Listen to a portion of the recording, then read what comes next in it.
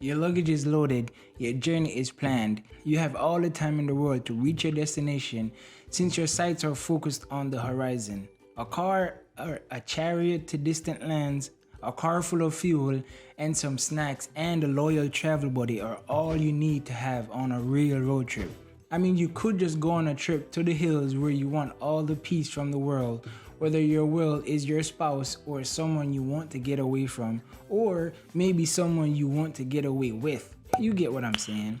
You need a car that is best for that situation. So here are some cars that you really shouldn't use to go on road trips with. Seriously, you wouldn't want the noise you're trying to get away from to stay in your head at that time. I don't care if it's a Jeep with a soft top, a Mustang convertible, or a Mitsubishi Eclipse convertible you once rented because you're poor. You will absolutely go mad with the cowl rattling and road noise. Even if you're fortunate enough to have no leaks, the sound of a driving thunderstorm on the top is annoying when it starts to rain, let alone even if it's not raining. Don't even attempt to tune the radio. In contrast, one of the most beautiful noises in the entire world is the pitter-patter of rain on a convertible top. It's much more amazing during a rainstorm with hail, lightning, and heavy rain, and your car is stuck in the middle of the highway with scenery so beautiful you want to kill yourself. But don't do that. Anyways, it's all about perspective in the end. I know there will be all sorts of obscure cars modified. I know people love the Wrangler, they are capable of a specific purpose, but driving a lot of highway miles in one is simply awful. If you have back problems and anger issues, this car would be best for you because it will fix you. In its own way though. To be fair, any highway miles in one isn't very fun. I'm certain someone will chime in about how there's this great on the highway, but either way, you have the wrong tires for a Wrangler or you've never driven another car. One of the scariest driving experiences of your life would be trying to keep up with a Miata on the highway in a Wrangler. They're great for bopping around town with your buds, roof down, and tunes blasting. Other than that, just keep it off-road while you can. Have you ever driven a 1986 Toyota MR2 across the country? No? Then don't even try to. It'll give you a time of your life that is very regrettable. Seriously, it'll remind you every day of your life what not to do in your life. I wouldn't recommend it. What's better for a cross-country road trip than a tiny old sports car? If you say most things, then I can't disagree with you there.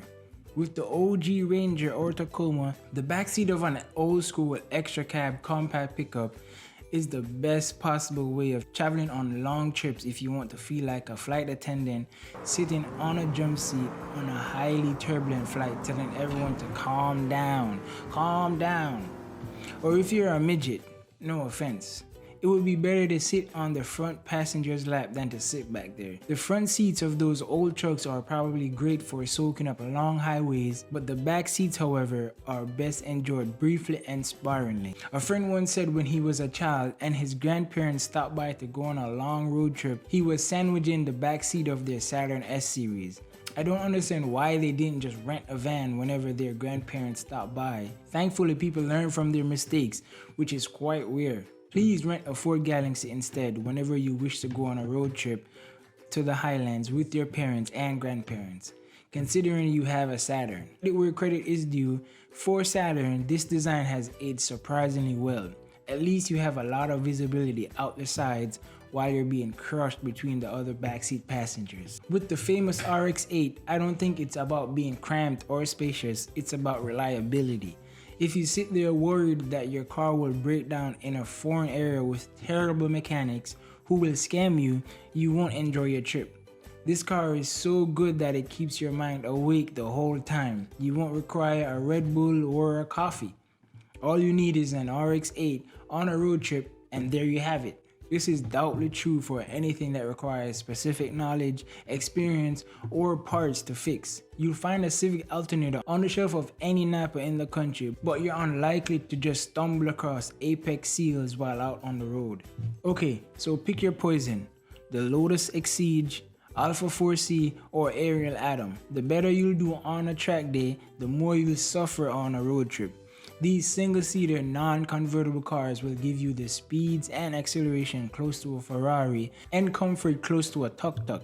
Look, Who needs little luxuries like a roof or doors when you're out driving on fantastic roads? Everyone, you say?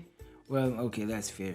4 college-age guys packed into a 𝐥𝐤𝐤 with all their stuff on a road trip to Canada and back. They haven't arrived back yet, not because something bad happened, but their car won't bother reaching highway speeds. No, don't break down! With a 1-liter 3-cylinder and a whopping 50 horsepower, there are times pushing the pedal to the floor wouldn't get you up to speeds with everyone else on the freeway. If there was even a slight uphill, it would slow down. I have to wonder though, with all those people and all that equipment, how close you got to overloading the poor little Metro. I can't seem to find a gross weight rating for the 𝐥𝐤, but I can't imagine it's meant to haul a lot. Supercars, for all the same reasons as the 𝐤𝐤𝐬 minus the slowness, are by now likely more comfortable, spacious, and road trippable. As the 𝐤𝐤𝐬 minus the slowness are by now likely more comfortable, spacious, and road trippable than the 𝐤𝐤𝐬. As a whole though, they still pale in comparison to any normal hatchback. Before I end this, here are some bonus mentions for you. A Buick Sentra would give you the comfort and luxury of boot space. The Ford Ka would tell you to stay below 4,000 RPM, please, by actually saying it, seriously. The correct automobile is one that provides a smooth ride, good handling, lots of storage room, and fuel efficiency to keep you moving rather than stranded at gas stations. The Toyota Camry Hybrid XLE is ideal for a peaceful retreat for 4 people. The Subaru Outback is a terrific choice if you want to sometimes travel off-road and dump a few bulky objects in the rear. The other side of the coin is also present. Every vehicle sold today was designed with a certain function in mind, yet some of them break down while you're out for a long drive. While some of the cars on this list might seem controversial to some drivers, I think it's fairly spot on.